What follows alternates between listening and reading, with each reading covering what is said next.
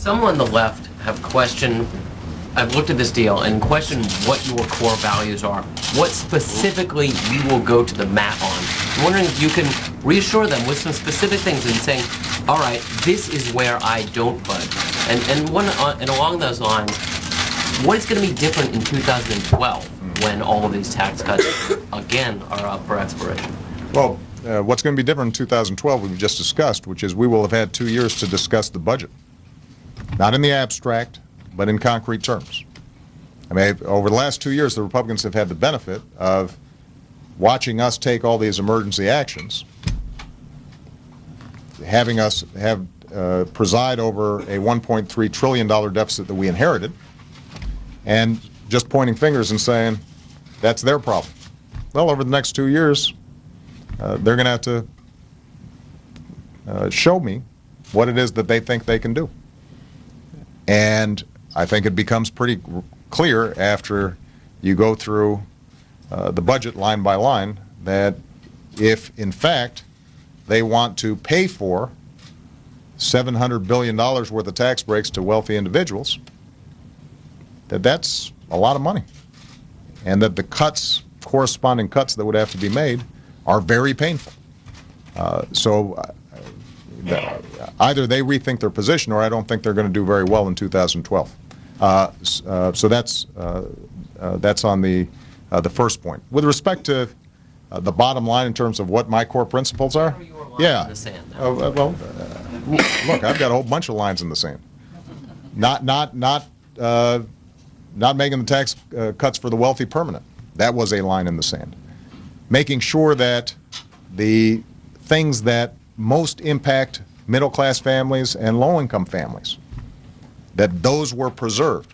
That was a line in the sand. I would not have agreed to a deal, which, by the way, some in Congress were talking about, of just a 2-year extension on the Bush tax cuts and 1 year of unemployment insurance, but meanwhile, all the other provisions of earned income tax credit or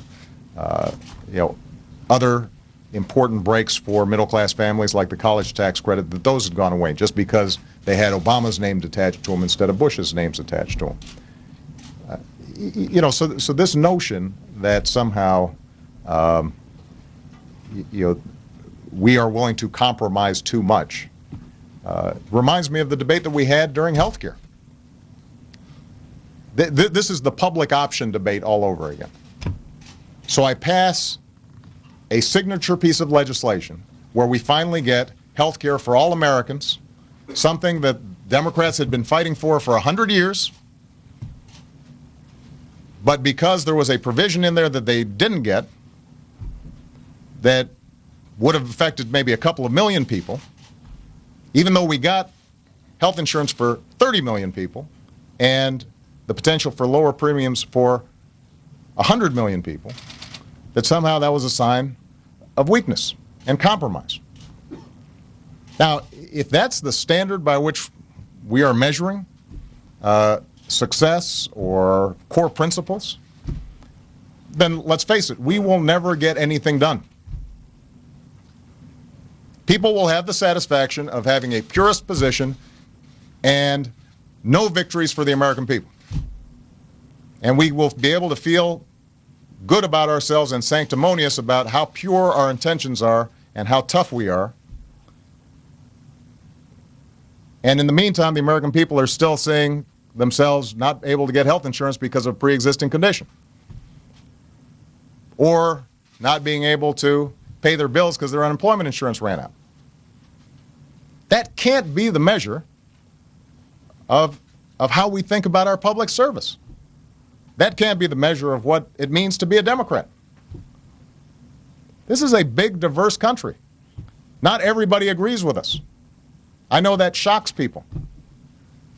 The New York Times editorial page does not permeate across all of America. Neither does the Wall Street Journal editorial page. Most Americans, they're just trying to figure out how to go about their lives and how can we make sure that our elected officials are looking out for us.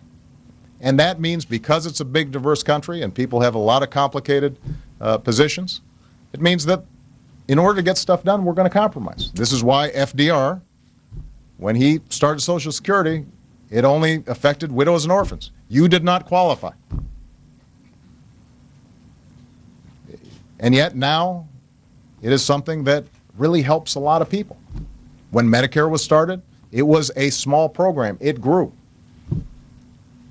Under the criteria that you just set out, each of those were betrayals of some abstract ideal. This country was founded on compromise. I couldn't go through the front door of this country's founding. And if we were really thinking about ideal positions,